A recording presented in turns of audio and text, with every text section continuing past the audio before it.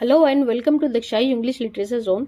चलिए दोस्तों, आज हम बात करते हैं। आज की इस वीडियो में हम डिस्कस करेंगे पोयम द टाइगर, जो कि विलियम ब्लेक ने लिखी थी और 1794 में वो पब्लिश हुई थी।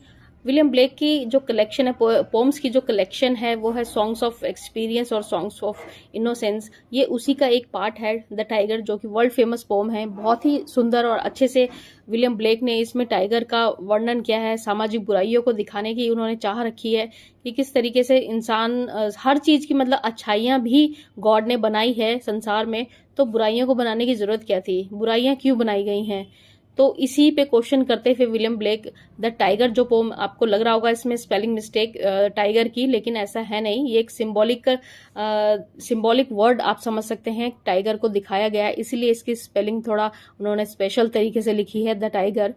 और जो ये पार्ट है, ये सॉन्ग्स ऑफ एक्सपीरियंस का पोम है, ये वहां से ली गई है। दोस्तों, मैं आपको बताना चाहूंगी कि जो कलेक्शन है विलियम ब्लेक की, वो दो कलेक्शन है, सॉन्ग्स ऑफ एक्सपीरियंस और सॉन्ग्स ऑफ इनोसेंस। तो जितनी उन्होंने इसमें बुराइयां वगैरह दिखाने के लिए जो पोम्स बनाई हैं, वो है सॉन्ग्स ऑफ एक्सपीरियंस का हिस्सा, और कुछ इनोसेंस भी उन्होंने दिखाई है। जैसे कि मेरी पिछली वीडियो में मैंने द लैम की पोएम को डिस्कस किया था, तो जो द लैम है वो सॉन्ग्स ऑफ इनोसेंस का पार्ट है, जिसमें उन्होंने पूरे संसार की मासूमियत को एक सिंबलाइज तरीके से दिखाया है। और वैसे ही तरीके से द टाइगर, ये सॉन्ग्स ऑफ एक्सपीरियंस, जिसमें वो सामाजिक बुराई एक सिंबॉलिक लिया गया है। एक्चुअली आप देखें तो जैसे जंगल कितना शांत और पूरा उसमें जो है वनस्पति उगे होते हैं, पेड़ पौधे होते हैं, कितनी शांति लगती है। लेकिन वहीं उसी सुंदरता, प्रकृति की सुंदरता में एक कहीं ना कहीं टाइगर जैसी बुराई भी होती है, जो पूरे जानवरों को चीर फाड़ करके खा जाता है। तो ऐसी ही कुछ लाइनें हैं। चलिए इसमें मैं आपको बताना चाहूंगी। द टाइगर में टोटल 6 स्टेंजास हैं, 6 हैं, और वन बाय वन हम हर एक स्टेंजा को मैं आपको लाइन बाय लाइन उसकी हिंदी में कन्वर्शन अच्छे से समझा दूंगी।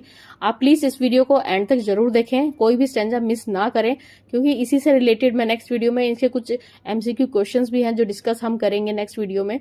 तो चलिए दोस्तों, शुरू करते हैं। The world famous poem the tiger by William Blake in 1794। इसका फर्स्ट स्टेंजा है, tiger tiger burning bright in the forest of the night, what immortal hand or eye could frame the fearful symmetry.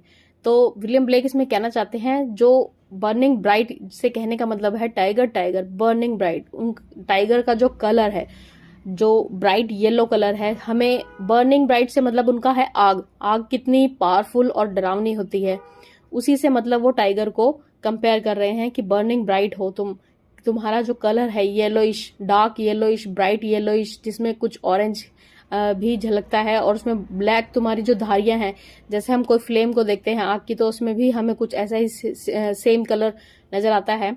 तो इन the forest of the night, पूरे जंगल में जब अंधेरा होता है, तो तुम जब दूर से दिखते हो, चमकते हो, तो ऐसा लगता है कहीं पे आग जल रही है, बर्निंग ब्लाइट।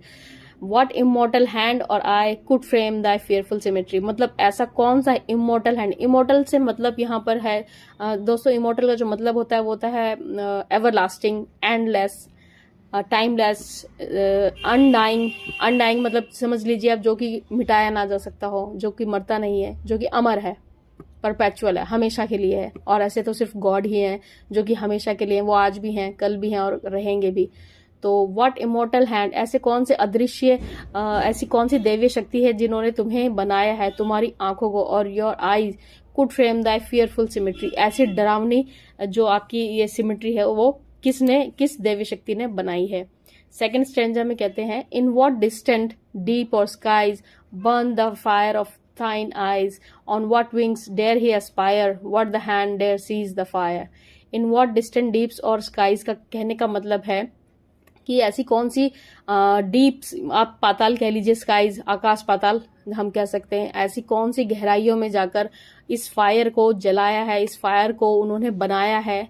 उन्होंने से मतलब गॉड से मतलब है, लेखक का कहने से। Burn the fire of thine eyes, तुम्हारी आंखों में जो डरावनी, एक डर, दहशत वाली जो तुम्हारी आंखें हैं, जिनमें भी आग दिखती है। तो आग ही सबसे ज्यादा पावरफुल है, और आग को ही जो विलियम ब्लेक है उन्होंने दर्शाया है इस टाइगर के जरिए। ऑन व्हाट विंग्स, क्योंकि इस दोस्तों जंगल में सबसे ज्यादा पावरफुल अगर माना जाता है तो वो टाइगर ही होता है, और टाइगर क्या है, किंग है, किंग ऑफ द फॉरेस्ट। तो इसी पे वो सामाजिक बुराइयों को भी दिखा रहे हैं कि अच्छे लोग तो हैं दुनिया में, तो इन बुरे लोगों को इस जानवर की क्या जरूरत थी। हिरन, गाय, भेड़, बकरी, इतने सुंदर सुंदर प्यारे मासूम जानवर हैं, तो इनके लिए ये टाइगर को क्यों बनाया। So on what wings dare he aspire, what the hand dare seize the fire। ऐसे कौन से पंख लगाकर ऐसी उनको इंस्पिरेशन कैसे मिली, वो कहाँ गए, इतने आकाश पाताल में वो कहाँ गए ऐसे पंखों से। एस्पायर का मतलब दोस्तों to do something with inspiration, किसी इंस्पिरेशन से इंस्पायर होकर एस्पायर हो जाना, किसी चीज को फिर कर गुजरने की चाह रखना। What the hand dare seize the fire, उन हाथों से कैसे इस आग को बनाया। लेते हैं इसका नेक्स्ट स्टैंडा। थर्ड स्टैंडा में विलियम ब्लेक कहते हैं, and what shoulder and what art could twist the sinews of the art. And what shoulder, shoulder से मतलब है ऐसे कौन से मजबूत कंधे हैं, उनकी ऐसी क्या कला रही होगी। What art could twist the sinews. Sinews जो है दोस्तों एक मेडिकल टर्म है। सिन्यूज होती है टिश्यूज होते हैं बॉडी के, जो टिश्यूज कनेक्ट करते हैं बोन्स को, हमारी मांसपेशियों को, हमारे अंदरूनी शरीर के भाग का एक हिस्सा ये सिन्यूज मेडिकल टर्म है। इसका एग्जैक्टली भी नहीं कह सकते हम कि ये मांसपेशियां हैं या क्या है। तो सिन्यूज ऑफ दाई हार्ट, जिसने तुम्हारे ऐसे मजबूत दिल को बनाया है। And when thy heart began to beat and what dread hand and what dread feet. और ऐसा तुम्हारा जो दिल है वो हार्ट बिगैन टू बीट, कैसे धड़का है, कैसे धड़कता है तुम्हारा दिल। व्हाट ड्रेड हैंड, वो कैसे खतरनाक। ड्रेड से मतलब सोर्स ऑफ फेयर और सोर्स ऑफ फ्राइट, कि मतलब डरावने हाथ रहे होंगे जिन्होंने तुम्हारे हाथ और पैर बनाए हैं। मतलब पूरा उनका जो टाइगर की एक कल्पना है उसके शरीर की, वो बताई जा रही है यहाँ पर। लेते हैं इसका next stanza, fourth stanza. What the hammer what the chain in what furnace was thy brain. वो ऐसा कौन सा मजबूत हथौड़ा होगा, ऐसी कौन सी मजबूत चेन होगी। What the chain in what furnace. Furnace से दोस्तों यहाँ पर मतलब है भट्टी से, जैसे जिसमें लोहा पिघलाया जाता है, फर्नेस उसको बोला जा रहा है। वाज दाई ब्रेन, कि तुम्हारा दिमाग जो उस भट्टी में डाल के पकाया होगा कि लोहे की तरह।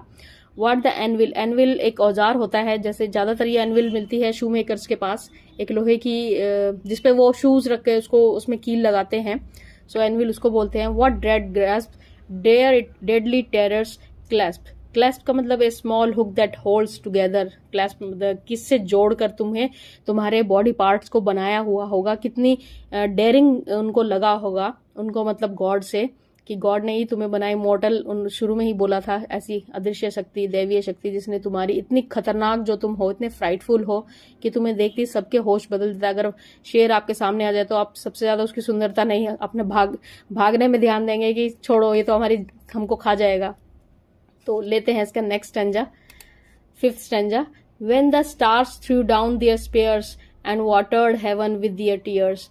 यहाँ पे विलियम ब्लेक कहते हैं व्हेन द स्टार्स। दोस्तों मैं बार बार विलियम ब्लेक का नाम इसलिए ताकि आपको याद हो जाए, आप भूलो नहीं, क्योंकि ये पोम किसने बनाई है तो आपको नाम हमेशा याद रहे, विलियम ब्लेक ने बनाई है। क्योंकि कई बार होता है इसके एमसीक्यू क्वेश्चंस में पूछा भी जाता है और आपके दिमाग से स्किप हो जाता है, तो ऐसा बिल्कुल ना करें।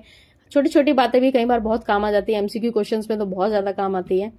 तो चलते हैं। When the stars threw down their spears, अपने हथियार तक छोड़ दिए चांद ने, सितारों ने, एंड वाटर्ड हेवन, और पूरे हेवन को भर दिया है अपनी रोती हुई आंखों से, अपने टीयर से, इतने डरावनी चीज को देखकर। Did he smile his work to see, did he who made the lamb make thee. तो पोएट कहते हैं कि डिड ही स्माइल, क्या वो मुस्कुराए होंगे तुम जैसी खतरनाक चीज को देखकर, मुस्कुराए होंगे जिन्होंने ये कृति बनाई है, जिन्होंने तुम्हें बनाया है, तुम्हारा जो वर्क है वो पूरा होने के बाद क्या वो थोड़ा मुस्कुराए हो कि वाह मैंने क्या चीज बनाई है।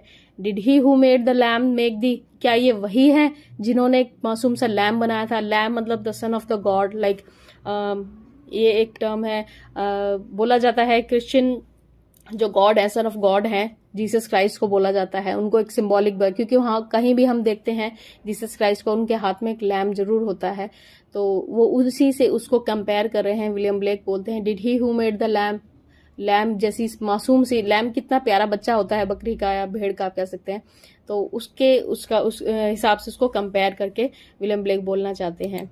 तो लेते हैं इसका सिक्स्थ स्टेंजा जो कि लास्ट स्टेंजा है, वो फिर से बोलते हैं tiger tiger burning bright in the forest of the night, what immortal hand or eye dare frame thy fearful symmetry. तो फिर से विलियम ब्लेक इसको दोहराते हैं और बोलते हैं कि इतनी बर्निंग ब्राइट फॉरेस्ट में, डार्क फॉरेस्ट में जो जलते हुए तुम आग की तरीके से दिखते हो, तुम कितने ड्रेडफुल हो, तुम कितने डरावने हो। तो दोस्तों ये थी poem the tiger by William Blake. आशा करती हूँ आपको जरूर पसंद आई होगी, अच्छी लगी होगी। लाइन बाय लाइन आपको मैंने इसमें समझाया है। आप अगर समझ नहीं आती तो आप इसको एक बार फिर से सुने, आपको जरूर ये पोएम अच्छी लगेगी। और मिलते हैं नेक्स्ट वीडियो में। Thank you.